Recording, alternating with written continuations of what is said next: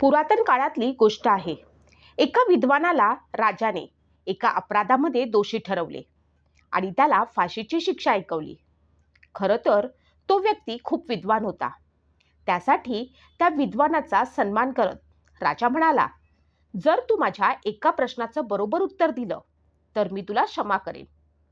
त्या विद्वान व्यक्तीने नतमस्तक होऊन विचारले, प्रश्न काय आहे महाराज?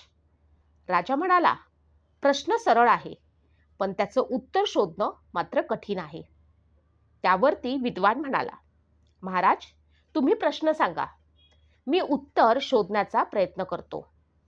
यावरती राजा म्हणाला, ठीक आहे, मग सांग की एका स्त्रीची इच्छा काय असते? तो विद्वान व्यक्ती विचारात पडला.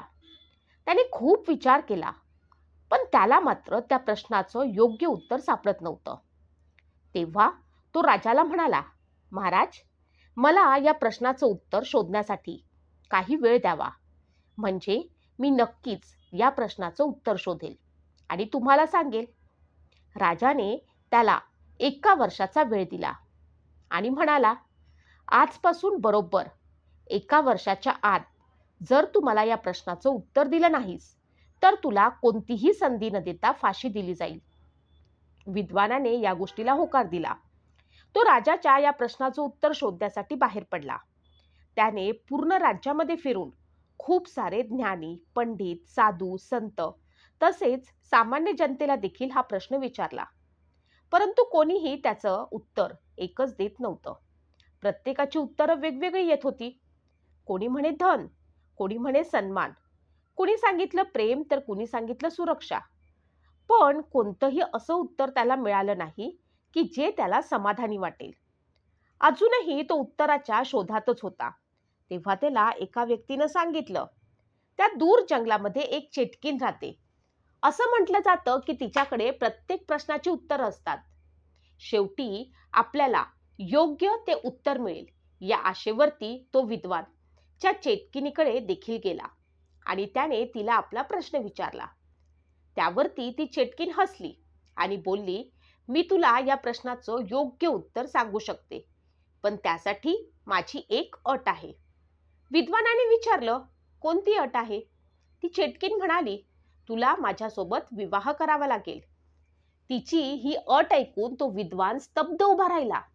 तो विचार करू लागला, जर मी या प्रश्नाचं उत्तर दिलं नाही तरी मला 1 वर्षात माझा जीव गमवावा लागणार आहे. त्यापेक्षा हिची अट मान्य केली आणि तिने दिलेलं उत्तर जर का योग्य असेल तर माझा जीव वाचेल. त्याने लगेच होकार दिला आणि तेथेच त्याने त्या चेटकिनीसोबत विवाह केला. लग्न झाल्याबरोबर ती चेटकीन म्हणाली, तू माझी अट मान्य केलीस, यासाठी मी तुला आणखी एक उपहार देत आहे. मी दिवसा 12 तास सुंदर परी बनून राहू की रात्री 12 तास चेटकीन, पण हे तुला ठरवावं लागेल की मी रात्री परी बनू की दिवसा. आता तो विद्वान विचार करू लागला, जर ही दिवसा परी बनली तर हिला सारेजण पाहतील आणि रात्री मला जगणं मुश्किल होईल, कारण ही तेव्हा चेटकीन बनलेली असेल. पण जर का दिवसा चेटकीन बनली आणि रात्री परी बनली तरी माझा दिवस मात्र निरस होऊन जाईल. शेवटी तो हसत म्हणाला, प्रिये, तुला जे योग्य वाटेल ते तू कर. माझा आनंद तुझ्या आनंदातच आहे. त्याचे हे बोलणे ऐकून ती चेटकीन गहिवरली. ती म्हणाली, तू मला माझ्या मर्जीने वागण्याची मुभा दिलेली आहे, त्यामुळे मी नेहमीसाठी परी बनून राहणार. तिने असे बोलल्याबरोबर त्या विद्वानाला स्त्रियांची इच्छा काय असते याचं उत्तर मिळालं. त्यानं विचार केला, प्रत्येक स्त्री नेहमी हाच विचार करते की तिला तिच्या मनाप्रमाणे जगू दिलं पाहिजे. जर तिला तिचा अधिकार मिळाला तर ती नेहमी आनंदी आणि सुंदर बनून राहू शकते. त्या विद्वानाला राजाच्या प्रश्नाचं उत्तर मिळालं. त्याने राजाकडे जाऊन राजाला त्याच्या प्रश्नाचं हे उत्तर सांगितलं. राजाने त्याची फाशीची शिक्षा रद्द केली आणि त्याला बक्षीस देखील दिलं. अशा पद्धतीने तो विद्वान आणि त्याची सुंदर पत्नी आनंदाने आपले जीवन व्यतीत करू लागले. धन्यवाद.